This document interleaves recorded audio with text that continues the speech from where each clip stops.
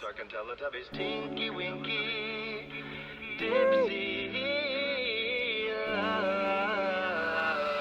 Motherfucking Crow. And welcome, ladies and gentlemen, to yet another episode of Mango, Bobo, and Donovan's Void. Today we're talking about regret. Let me take my glasses off. Today we're talking about regrets because I asked you all a few weeks back when I was still on the gram to tell me about your regrets. Yeah. And as usual, you guys came through. And I asked everyone on Instagram stories, what do you regret the most in your life? And what I thought was most interesting, which is what I really also want to talk about today, is that most people's regrets are very similar. Yeah. There were very few, if any, regrets that were unique. Yeah. And so I actually made a list of the 4 type of regrets that kept coming up in people's responses. Yeah. And I categorized them. Yeah, I like and that. I want to talk about the 4 core regrets that people tend to be plagued with. Yeah. And I also want to talk about what our regrets say about us. But on a larger note, what our regrets say about what constitutes a good life. Because if you study people's regrets, you can know what constitutes a good life. And if everyone generally has the same regrets, then the laws or the rules for what constitutes a good life seem to be pretty universal. So let me go through the 4 I'm very curious. core regrets Yeah. that I think everyone has or will deal with in their life. Yeah. And then we'll talk more about what those regrets say about Yeah. us. So the first type of regret in life are what are called foundational regrets. Interesting. These are regrets about setting a foundation of stability for your future self. So one that was very common was, I regret not being healthier in my 20s. Right. I regret all the drinking I did. I regret not working out in my time. I regret not drinking water. I regret neglecting my health. Yeah. That was a very common one. Another type of foundational regret is, I wish I had saved money when I was younger. Yeah. You know, I wish I had taken my career seriously. One that was also very common, I wish I had taken school seriously. So this genre of regrets all have to do with setting yourself up in the future. Right. Okay, so that's the first type of regret. The second type are boldness regrets. Interesting. These are regrets about taking risks or asserting yourself. So one that was very common actually was, I regret not asking that girl or that guy out. Yeah. I wish I had just asked them out. I wish I had the courage. I wish I had the balls to just ask that nigga out. Yeah. Another one was, I wish I had pursued that dream. That dream, the thing I've always dreamed about, the passion I've always had. I wish I pursued that instead of working at Burns Logistics. Because now I'm 60. Right. And niggas are not 60 on our page. But you know, people are like, I'm 30 now. And I wish that in my 20s, I had pursued my dream. That was an extremely common one. Yeah. That was, I think, one of the most, if not the most common one. Another very common one is, I regret not standing up for my friend. I regret not standing up for my mom. I regret not standing up, you know? So these are all regrets to do about boldness, about asserting yourself. And that's category number 2 of regret. So we have foundational and we have boldness. Yes. Okay. Number 3, moral regrets. Oh boy. Oh boy. Listen, I was actually really shocked that there were so many of these. People are trash. These are regrets about moral and ethical choices that you've made in your life. Yeah. A common one, you know, I wish I had done the right thing in this situation. I wish I had never cheated on my boy. That's a very common one. Out of all the moral regrets, the most common one was about infidelity. Interesting. That's what I thought was most interesting. That's how I know you have a majority woman audience, because Yeah? niggas do not regret shit. Yeah, no. To the grave. No. Continue. Someone actually said, I wish I hadn't murdered my friend's cat. Someone said that. Type of- Someone said they regret Okay. murdering their friend's cat. I'm and happy you're and remorseful, Yeah, they you know? wish they hadn't done it. Someone also said, I wish I wasn't such a bully in high school. I regret that. So that's category number 3, moral regrets. Yeah. Category number 4, and this is the last one. These are relational regrets. Regrets about the dismantling of relationships. Yeah. So the most common relational regret, I wish I had reached out. I have a big. I wish I wasn't so scared to just reach out and be like, hey, can we fix this friendship? Hey, can we talk? Yeah. A very common one was wishing you'd spent more time with your loved ones in their last years. Yeah. You know, I wish I'd spent more time with my mom in her last years.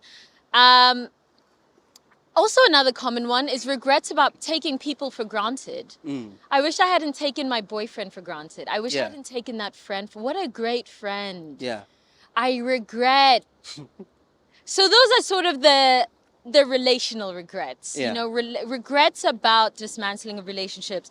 So the 4 core regrets that we have. Yeah. Number 1, foundational regrets. Regrets about setting your future self up in better ways. Yeah.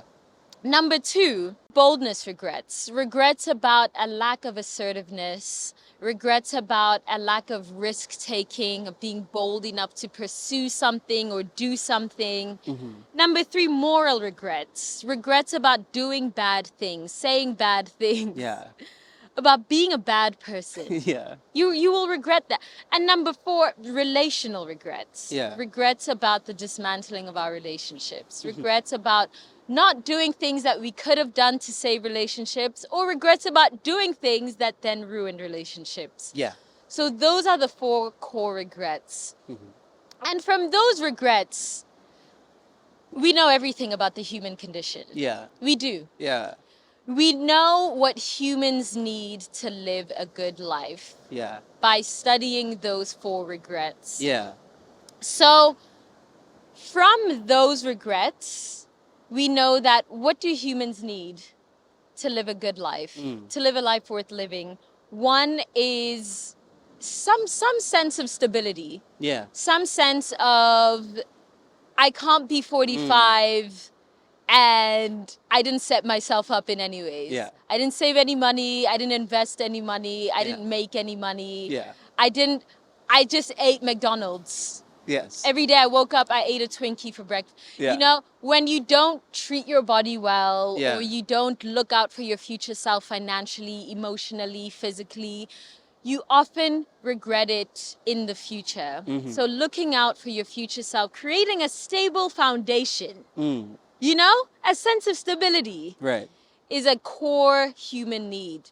The second one is we need the freedom to pursue risk.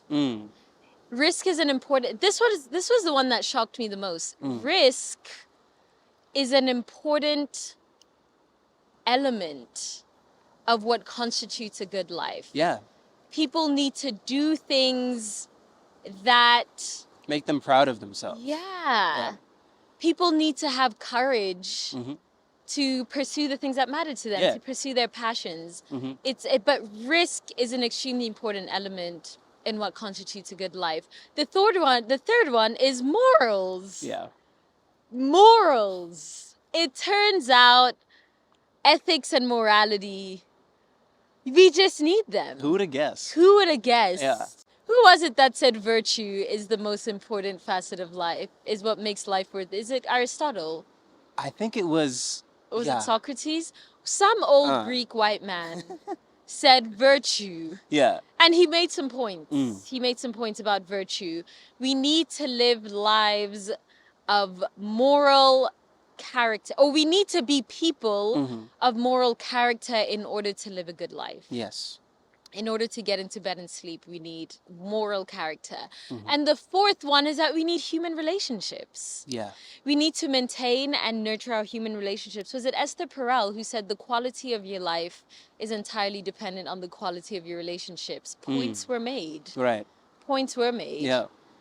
So those are the four things we need: stability, risk or passion, morals, and human relationships. Yeah. What are your regrets? Let's get into Getting it. straight into it. Yeah. Before we get into that, though, something I find really interesting, because I really like the way you laid all that out, and I Yeah. think you are sort of kind of gnawing away at the core of the human condition by kind of like asking people what they regret. But the question that then kind of leads me to is, what is the evolutionary purpose of regret? Oh, Because I don't let's think it's talk an about accident. it. I think Yeah. all of our emotions have an intention behind them. They're all programmed to help us survive in one way or another. Yeah. You know? And what I think the purpose of regret is to help us make better decisions in the future.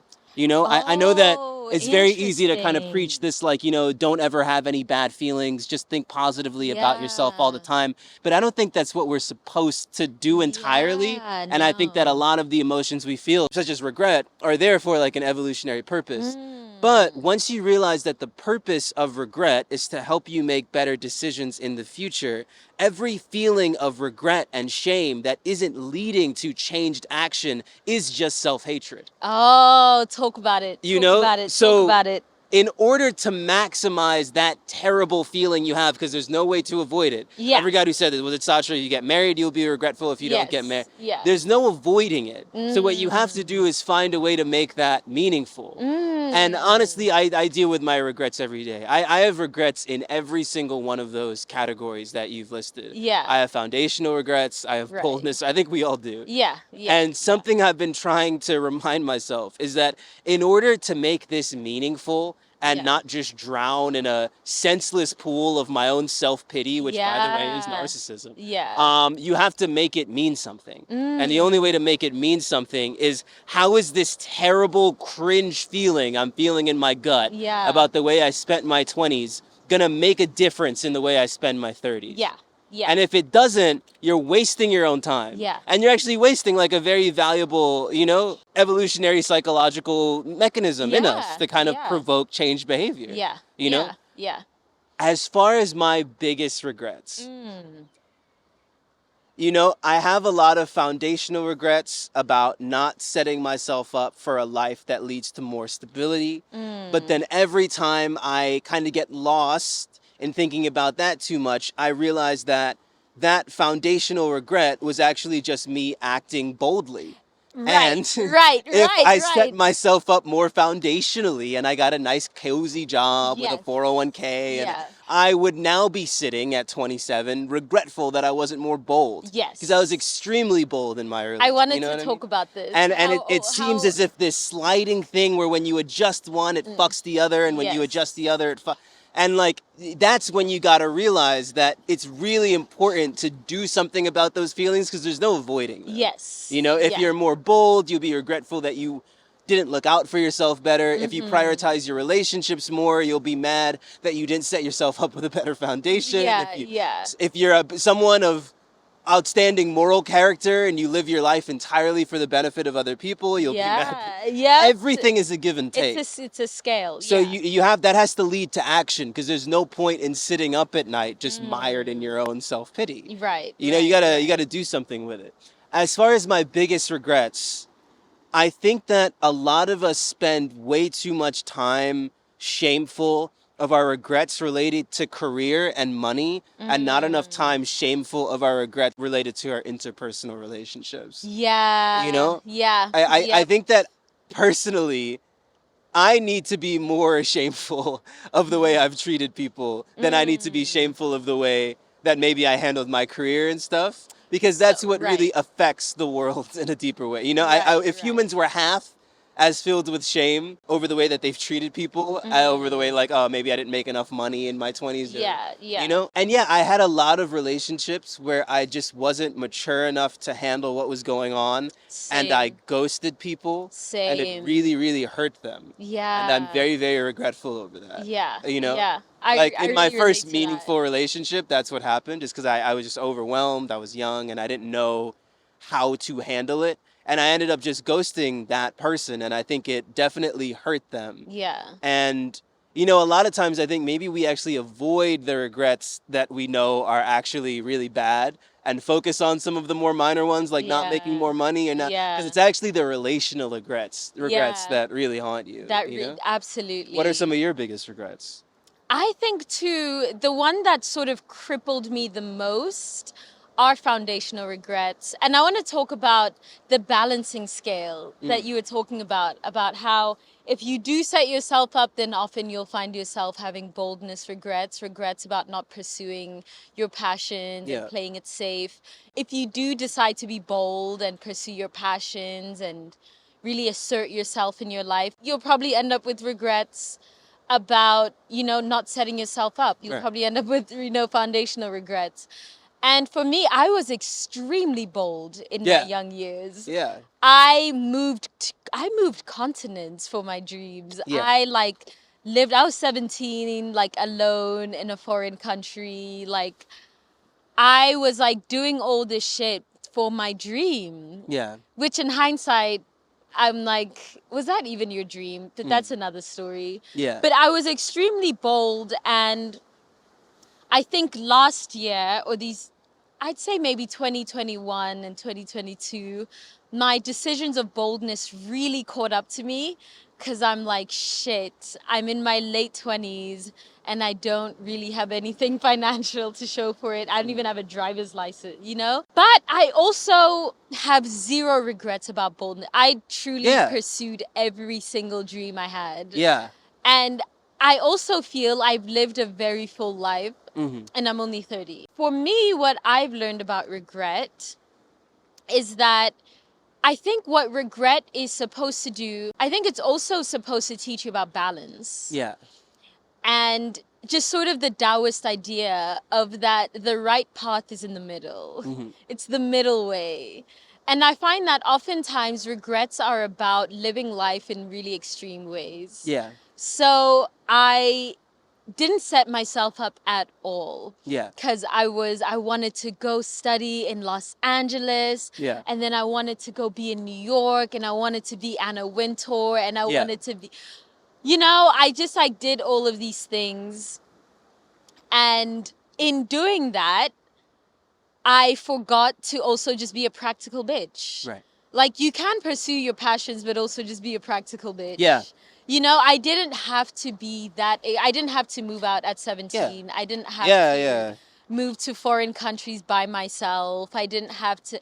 There were a lot of things that I realized, especially now that I've moved back home, that like this idea that I had, and a lot of Africans and also just immigrants have, that like you will be nothing in your home, so you have to leave everything you know behind to pursue anything that is worthwhile. That was such an extreme ideology that landed me in such an extreme place where like, yes, I've had a depth of rich experiences that have been absolutely life-changing. But also, why do I have $0 in my bank account?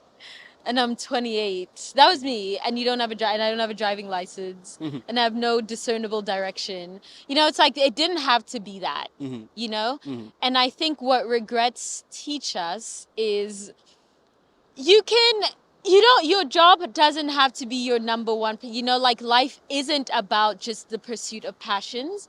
It's also about maintaining relationships and also being a person of moral character. And also, life is about several other things. And maybe the right way is sort of the path where you consider all of those factors. The path where you have enough time to tend to your relationships. You also do something with your life that makes you feel like your life is meaningful in some way. At the same time, you're also like a good person. You didn't have to fuck everyone over to get what you got. Yeah. At the same time, you also do have a savings account. Yeah. And maybe some semblance Yeah. of, it's not, You know, I think when you're young, you really think it's like one or nothing. It's just this all or nothing. But it's the middle way. Children are radical extremists. Let's be honest. They're like Yeah. ISIS for their dreams. Yeah. It's like there's no wiggle room. They're Yeah. fundamentalists. Yes. You don't have Yeah. to be that, you know? Yeah. You know, I had a really enlightening breakthrough about regret when I went back to New York because, all right, I'm 27, right? I'm turning Yeah. 27 next week. Every musician that I know, every artist that I know, no matter how accomplished they are, no matter how many incredible songs or movies or whatever they've made, a lot of people in my position at my age, my peers, are deeply regretful over choosing to pursue art because at the end of the day, to be quite honest, we're all broke. We're broker than niggas working at UPS, Yeah, you know, and, yeah, and yeah. all we have to show is this art that we've made. And because everything leads to regret, a lot of my peers are very regretful Yeah. of how much of their time and mental health I they feel that way sacrificed a pursuing lot, this yeah. thing. And I fell victim to that over the past few months. I was deeply regretful over deciding to pursue my dreams. So I went back to New York and I'm walking through Grand Central and I run into this person that I went to high school with. Mind you, I went to like a very elite, uppity private school Yeah, for in free. New York. Because yeah. my mom taught there, so I got to go there for free.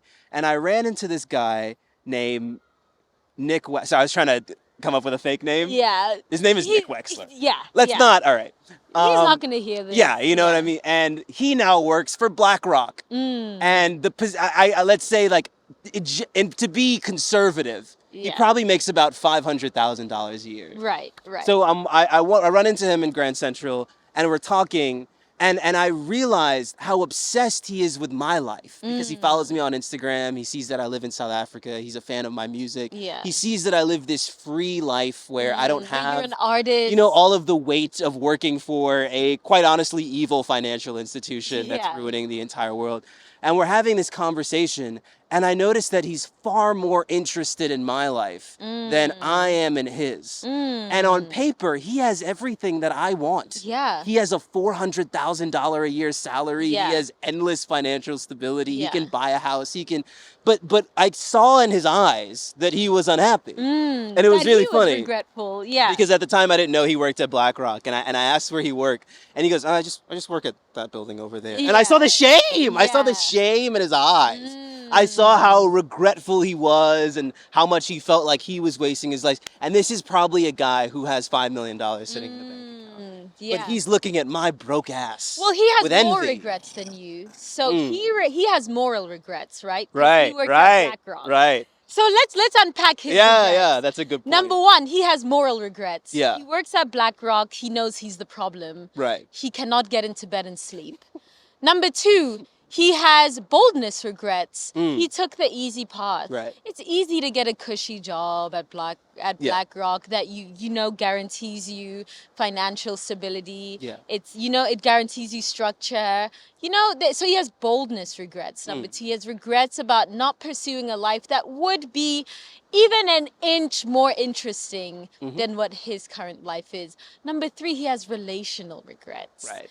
The amount of time that those jobs consume Yeah. take away time from your relationships. And also because they chip away at your moral character, they also chip away at your capacity for love. Because love requires morality, love requires empathy, it requires compassion, it requires time, when do you have the time to do that? When all of your time is consumed by being a psychopath. Yes. And that time spent consumed being a psychopath just turns you into a psychopath. Interesting. So you have one regret Right. about stability, Foundational. foundation. Yeah. He has three. Right. So That's really, you're completely right. At the end of the day, Yeah. who is worse off? You know, there's also such an interesting point to be made about at 27, right? I can still make money. I can Yeah, still go back to you're school young. if I wanted to. After 27, can you still create meaningful interpersonal relationships? Can you still create yeah. morality in your life? Can you still? So, It gets harder. you know, do you feel as if there is a regret that is the worst one? Yes. Which is the worst? Relational. Yeah, I agree. Relational Yeah. and relational regrets are often very similar to moral regrets. Yeah. Because the dismantling of relationships is often tied to how you feel about yourself as a person. Yeah. or rather the deterioration of your relationships is often tied to how shameful you are about who you are as a person. Mm-hmm.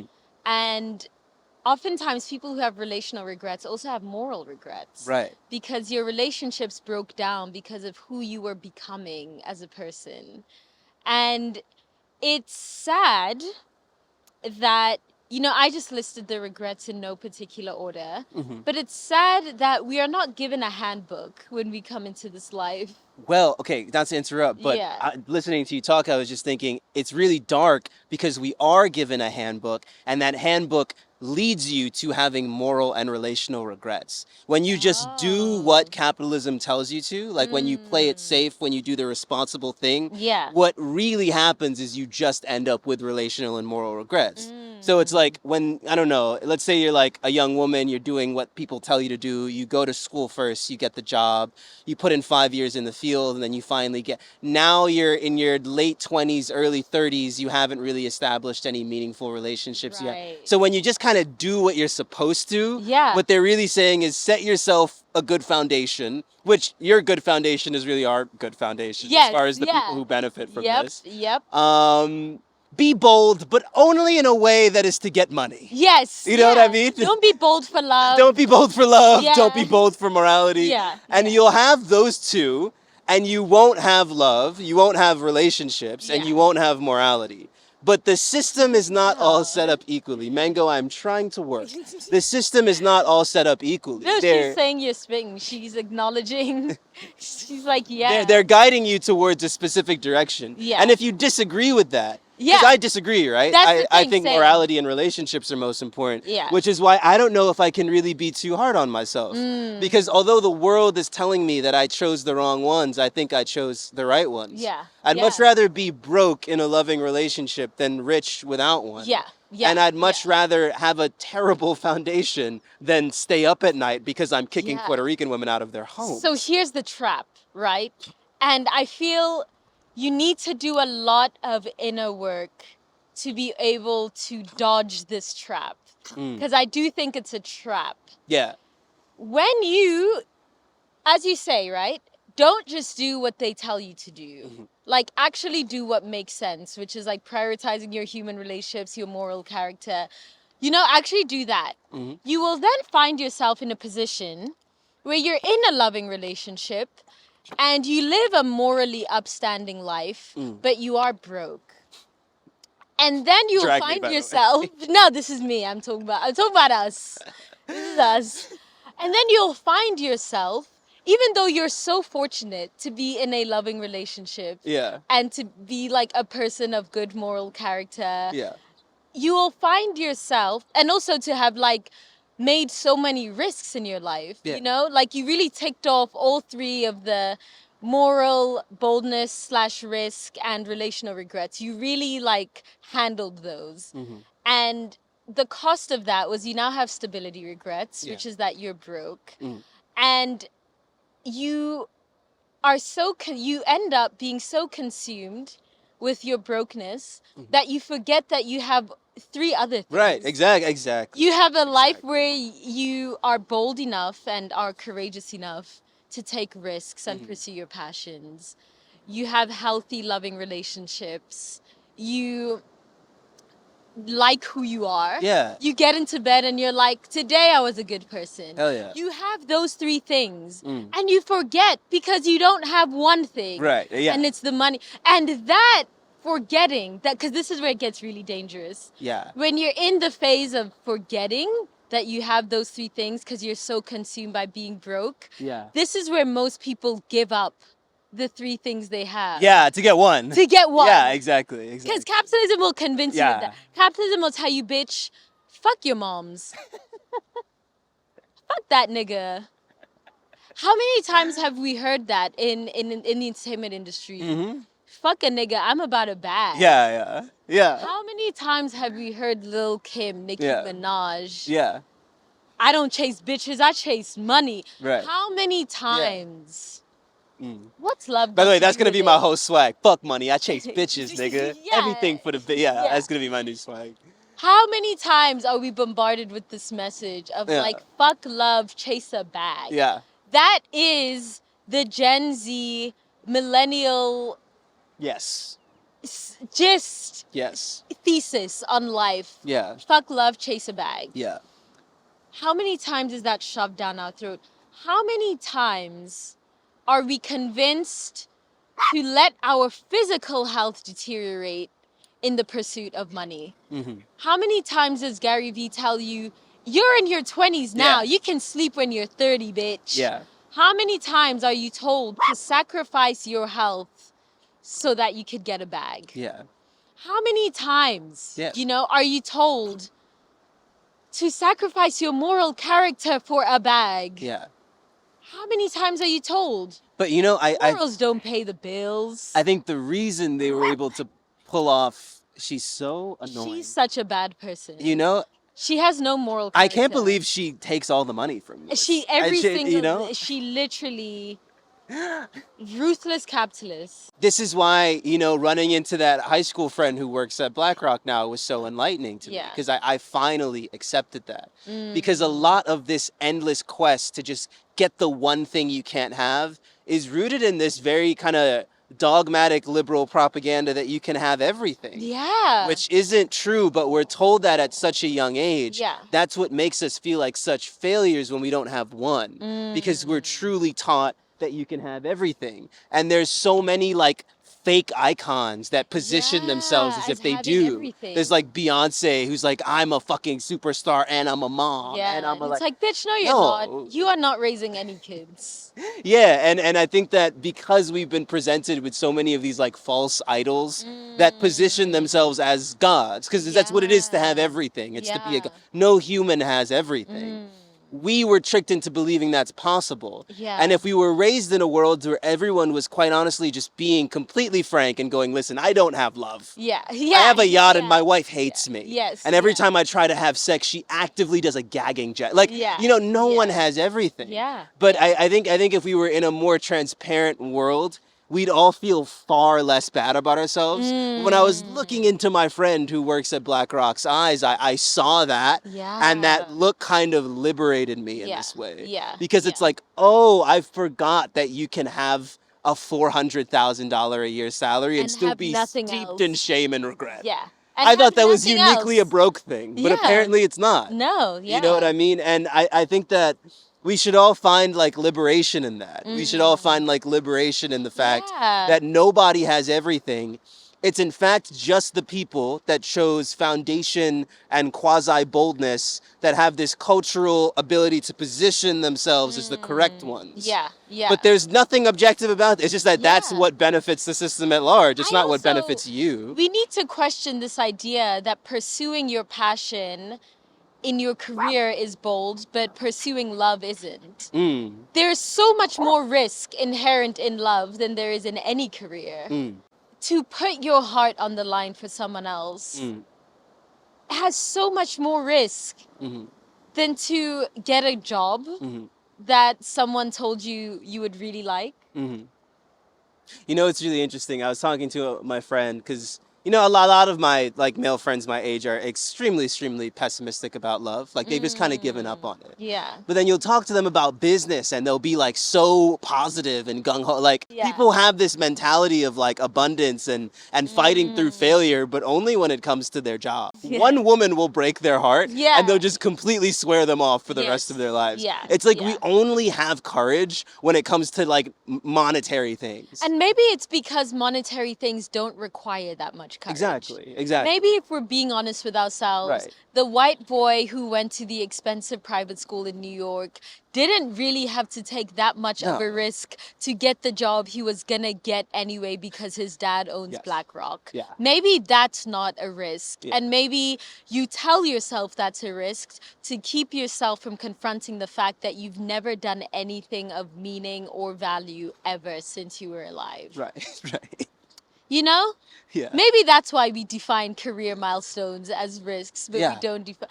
Everyone, guaranteed, will be hurt in love. Yeah. Not everyone will be hurt in their careers. Yeah. It's just love is a guaranteed risk.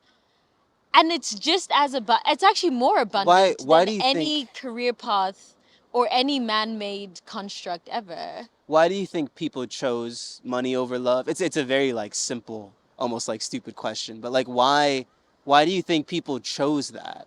You know, is it just because it's easier? Well, I think because money is an easier band-aid for the psychological scarring of trauma than love is. Yeah. Love is like the actual medicine, the like long-term treatment to like sort of fill the void of emptiness that trauma can create. But money is like a very quick fix. If you feel empty, you can go buy a dress right now. Yeah. It's very quick. It's a very quick fix.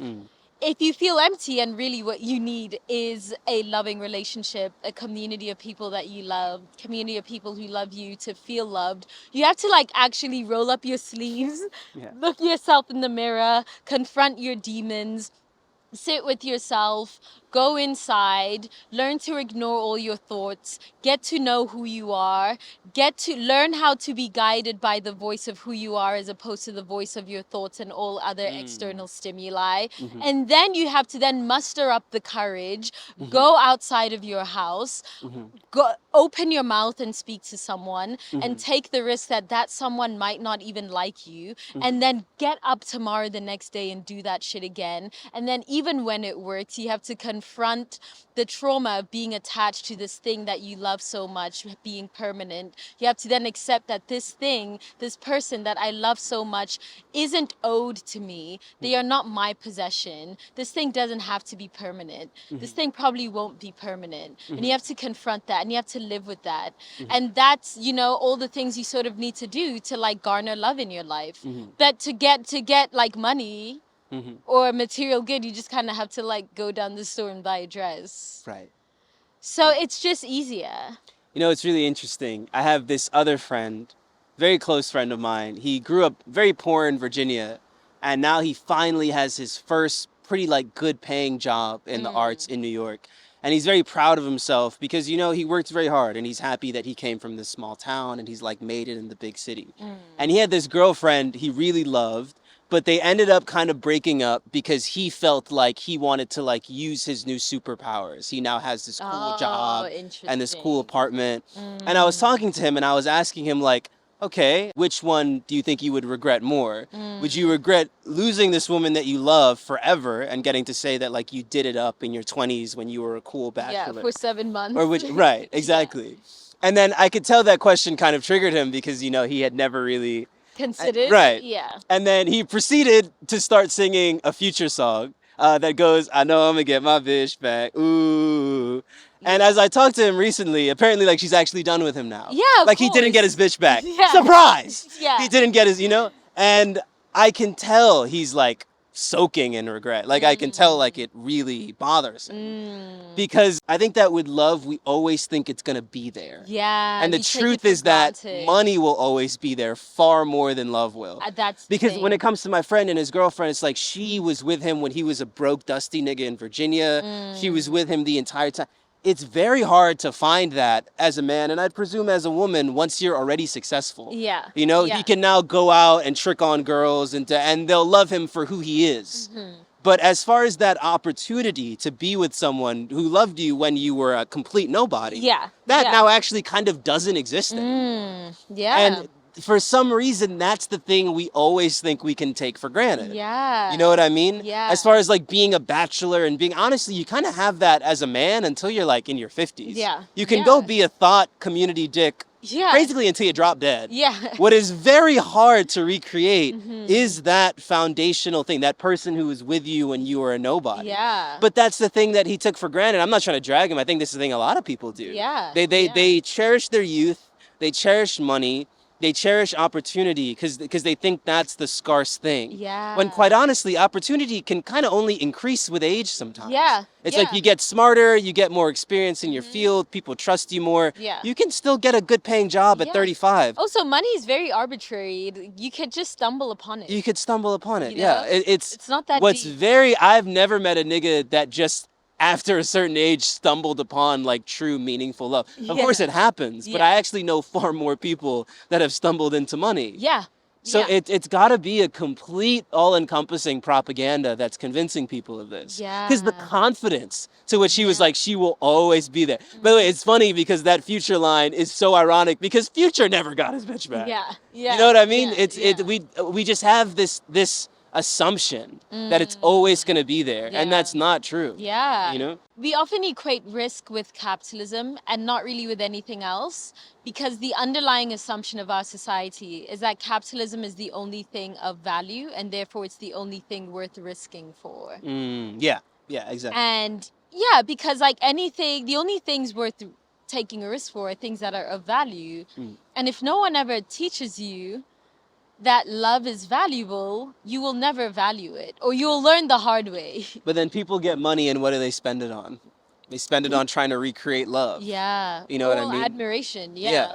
Yeah. I don't know. We're It's, yeah. just so miseducated and undereducated about what love is, how valuable it is, the extent to which we need it, that people waste their entire lives building around stupid shit like clout Yeah. because no one ever told them about love. Like, Yeah. love is just not gassed up in our society. There are no No. marketing campaigns for love. No. There are no ad campaigns for love. There are no influencers that get paid to teach you about love. I will say, women understand this a lot better.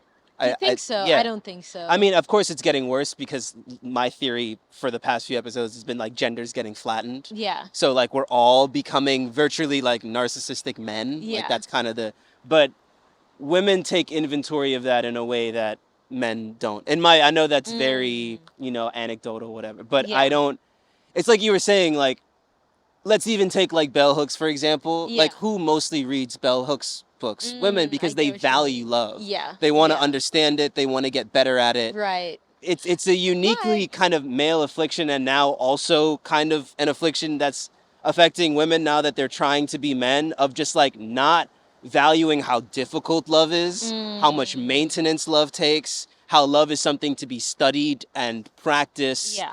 and looked at from a million different angles and optimize. It's actually very sad how little men think about it in that regard. But I have to question, are women more enthusiastic about love or marriage? Is all of this reading of bell hooks and, studying love just about like, well, if you're grown up and you're conditioned to believe that your role in life is to attract a man and keep a man, and, you then learn that like, oh, if this nigga can love me, then I'm gonna be able to keep him. Interesting. Are we is it coming from a good place? is your Yeah. question. That's or a good is it point. also coming from a place of deep lacking? Very Because I do think that this newfound obsession with like bell hooksian love is on one hand very you guys know bell hooks is my Lord and Savior. Yeah. I will cape for bell hooks to my grave. Is the And- knowledge being Is the knowledge being used to cultivate loving lives, or is it being used to keep men You know what this who will reminds me buy of? you things? This is the episode of Avatar where the Fire Nation general like goes to the library to just get knowledge on how to destroy his enemies. Yes, and not- yeah. Yeah, you know, like, is the knowledge, you're seeking knowledge, cool. Yeah. But is that What do you actually, mean? that's It's a very it's good point. It's the same way I question people's motives with therapy. Right. Are you going to therapy to really learn to become a more loving and productive human in this world? Or to learn to manipulate people's emotions better, To learn to justify your own shitty behavior, to, Yeah. And I think you can tell by the state of modern love that this pursuit of knowledge about love is not really in good faith. Yeah. Well, It's just not in good faith. yeah, I actually agree. Yeah.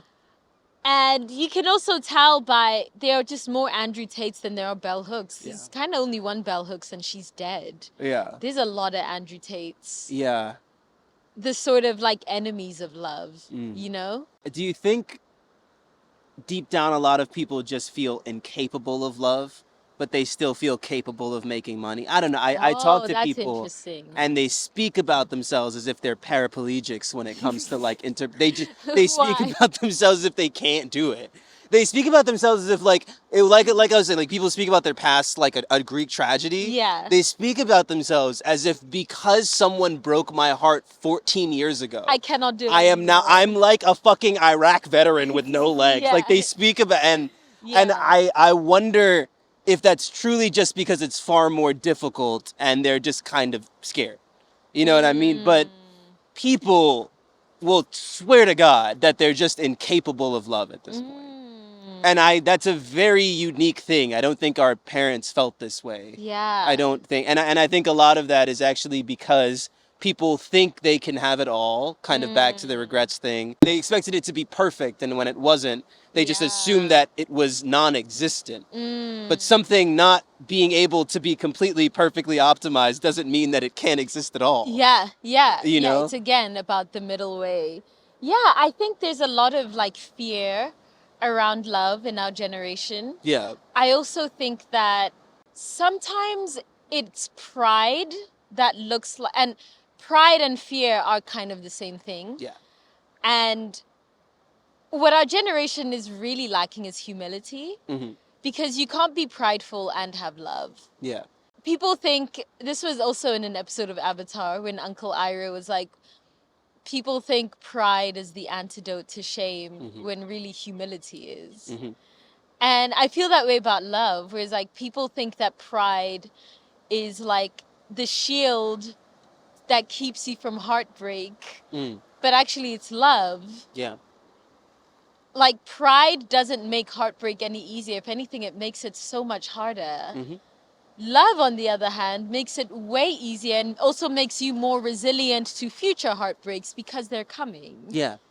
You know, love makes you like able to face heartbreak and dust yourself up and jump back in. Yeah. Pussy first, right back into the streets of love, but not pride. Pride keeps you from ever experiencing love. You know, I kind of think we're also being propagandized on both ends, because I also think this psyop that we live in a meritocracy almost convinces people that making money is the hardest thing in the world. And not to sound out of touch, but it kind of isn't. And what I really mean by that is that making money can be very, very difficult if you don't have it. But we don't live in a meritocracy at all, so it's actually very simple. Yeah. Money begets money. Yes, But like, yeah. it's not like love, where you kind of have to read like bell hooks books and like unpack your trauma and think about the way your parents raised you and how that led to a deep lacking. Making money just requires learning about money. Yeah. And even that, barely that. Yeah, it requires like buying the right assets and waiting. Love is a science. Actually, it's an art form. Yeah. Whereas making money is a game. Exactly, It's just a game. That once you learn the rules and you start in the right position is actually very easy. Yeah. You know? Yeah. There's no equivalent in love of like going to school for a high earning field and then doing an internship. No. And you can't internship your way into some pussy. Yes, you know? Like you can't into a loving long-term relationship. No, it turns Money out, is kind of the easier thing. Yeah. What's very hard is both, by the way, because both require time. Yes. But as far as one or the other, it's much easier to just get rich than find your way into a loving relationship. Yeah, and maintain it. Yeah. And like work on yourself enough. Because that's to not another let thing, your right? trauma- Money maintains itself. Yeah. Love doesn't. Once you have money, you can take your foot off the peg because it's a game. If you put $10 million into the S&P 500, on average, you'll get $200,000 a year. Put $10 million into love. Let's see. Let's see where you But marry a woman and try not to maintain that. Try marrying a woman, right? And not calling her beautiful for a year. Tell me, because I can just leave my money in the S&P 500. Yeah. And it will try marrying a woman and not taking her out for a date for a year. Yeah. See how that goes. Yeah. Money is so much easier. It's a complete gaslighting. No, it is. The majority. It's nonsense. Yeah. You know? The fact that we applaud morons like Elon Musk, but there are people... He's on his like 7th baby mama, by the way. Literally. Yeah. How old is he? Like 70? Literally has not maintained anything. Yeah. But it's just a white man living off of apartheid, buddy. You want to, speaking of apartheid, you know my favorite joke ever? Yeah. You know how hard marriage is because Nelson managed to stay in jail for 28 years, Yeah. but he couldn't stay married for more than 2. Yeah. If that isn't the ultimate testament that the hardest thing in the world is maintaining a loving long-term relationship, I don't know what is. Is it hard or does it just require time? No, Like, it's is hard. love hard? Love is really hard. Love is really, What do you mean by hard? really hard. Love requires you to not only interrogate, but fix the most scary parts of yourself. Money kind of just asks you to lean Show into up. them. Yeah. You know, like Oh. making money and becoming a successful person under capitalism, you actually just kind of have to encourage the worst parts of yourself. You know, if you're traumatized, lean into that trauma, make art about that trauma. You know, Yeah, if you have a yeah. scarcity mindset, lean into that. You monopolize an industry. Yeah, You know, hoard. you don't have Yeah. to work on anything to Yeah. really make money in a quite honestly evil system. Yeah. But to maintain a loving relationship, you have to work on the things that you want to work on the least. No one wants to work on their mommy issues. That's not fun. Yeah, No, but if you yeah. want to have a girlfriend, you have to work on your, you know what I mean? Like, it just requires you to do the least fun thing. It's worth it. I'm not trying to Yeah. shit. It's definitely worth it. Yeah. But that is why it's hard. It No, is because- hard. Yeah, because it's work. It's hard. It's not only work, but it's work on the things you want to work on the least. You know, as yeah. opposed to capitalism and making money kind of allows you to avoid all the things you don't really want to work in. Could you argue? This is gonna sound a bit woo-woo, but hear me out. Just follow me here. Would you argue that love is sort of the purpose of being alive? Because, hear me out, if we are souls just trapped inside our flesh prisons, to be human is to be fundamentally trapped. And the only actual liberation of your spirit or of your soul is to be like unburdened from the traumas that keep hijacking you into the past, from your demons that haunt you at night. Niggas love talking about their demons. Yeah, but like, is it not just the only way to be free is to just to be able to live in the present moment? The only way to be able to live in the present moment is to not be burdened by trauma, to not have to be constantly hijacked into the past, to not have to be constantly hijacked by your thoughts, to not have to constantly be just hijacked by emotions and not be able to control them. And then the only way to deal with any trauma is love. So could we make an argument that there's nothing really worth pursuing other than, I mean, like, ultimately, like, shouldn't everything you do in your life just be for love? Does anything else make sense? I'm gonna one up you in woo-ness right now. Yeah. I think that to be in love and to feel loved is actually just to be alive. Oh, Because explain. my actual belief is that we're all kind of one thing and we're under the illusion that we're these separate things. And what love does is get you better in tune with the truth, which is that we're not Interesting. separate. That different. And feeling connected to one other person or 3 other people just gets you closer to actually being alive Yeah. as we're supposed to be, as opposed to kind of trapped in this mirage and illusion that you're just Brandon and you work in accounting. Yeah. You know, that's not being alive. Being you, being like a person with a social security number that's a construct. That's a consequence of It's being not real. atomized. And Yeah. what is real is kind of realizing that, like, yeah, we're kind of all in this thing together. Yeah. The only way to make it better is to kind of realize that it's getting far worse the more we don't acknowledge that. Yeah. And you can't really be alive until you are giving and receiving love.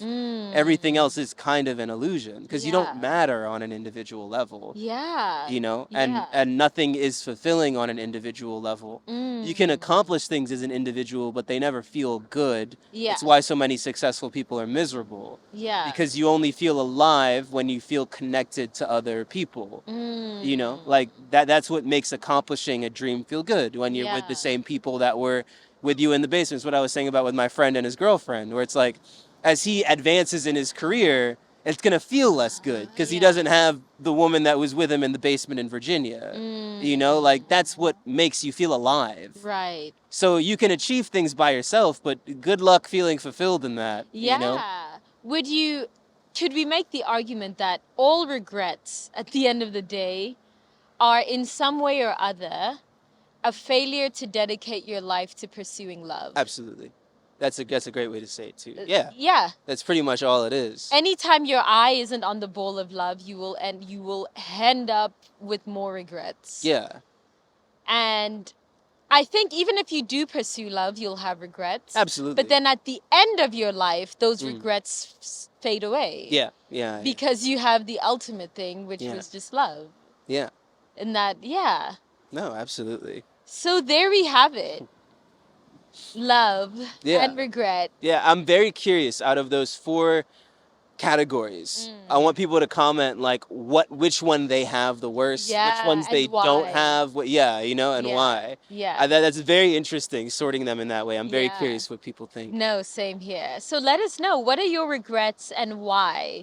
And what are you doing about your regrets? What have you learned about your regrets? What have they told you about your neuroses? Yeah. Let us know and we'll catch you in the next episode. Bye. Bye. Say bye, Mango. You've been extremely annoying. You've been nothing but annoying. You growled into the microphone. That was one of my favorite episodes. Yeah, no, same. That one just...